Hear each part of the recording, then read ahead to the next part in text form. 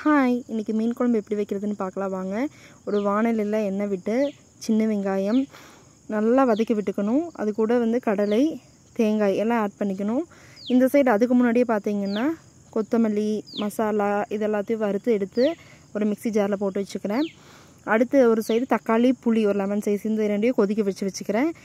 So ஒரு பாத்திரத்தில் oil விட்டு எண்ணெய் சூடான உடனேயே அதில் கொஞ்சமாக வெந்தயம் ஆட் பண்ணிக்கணும். வெந்தயம் நல்லா பொரிஞ்சு வரக்கூடிய ஸ்டேஜில் நம்ம சின்ன வெங்காயம், கொஞ்சம் கருவேப்பிலை, மிளகாய் இதெல்லாமே நம்ம தொளிச்சு எடுத்து வச்சுருக்கோம். அதையும் நம்ம ஆட் பண்ணிக்கிறோம்.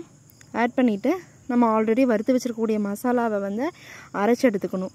ஸோ அந்த அரைச்சி எடுத்து ஊற்றிக்கணும். இந்த சைடு பார்த்திங்கன்னா நம்ம தக்காளியும் புளியும் தனியாக வேக வச்சு எடுத்து வச்சுருப்போம். அதையை நல்லா கரைச்சி எடுத்து இது கூட ஆட் பண்ணிக்கணும். நம்ம ஃபஸ்ட்டே புளி, தக்காளி இந்த ரெண்டையும் ஆட் பண்ணோன்னா அந்தளவுக்கு டேஸ்ட் இருக்காது. ஆனால் நம்ம ஃபைனலாக ஆட் பண்ணும்போது இன்னும் டேஸ்ட் நல்லாயிருக்கும். இது கூட நான் கட் பண்ணி வச்சுருக்கக்கூடிய தேங்காயை ஆட் பண்ணிக்கிறேன்.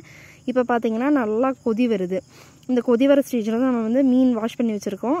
இதை எடுத்து ஆட் பண்ணிக்கிறோம். இன்றைக்கி நான் எடுத்துருக்கிற மீன் பார்த்திங்கன்னா பாறை மீன், ரொம்ப ஃப்ரெஷ்ஷாக இருக்குது. இதை ஆட் பண்ணிக்கிறேன். ஸோ நீங்கள் இந்த மாதிரி ட்ரை பண்ணி பாருங்கள். தக்காளியும் புளியும் தனியாக நம்ம கொதிக்க விட்டு அதை தனியாக கரைச்சி எடுத்து ஃபைனலாக நம்ம மிளகு ஆட் பண்ணதுக்கப்புறம் இதை ஊற்றணும் அப்படின்னு சொன்னோன்னா நல்லா உரப்பாகவும் இருக்கும்.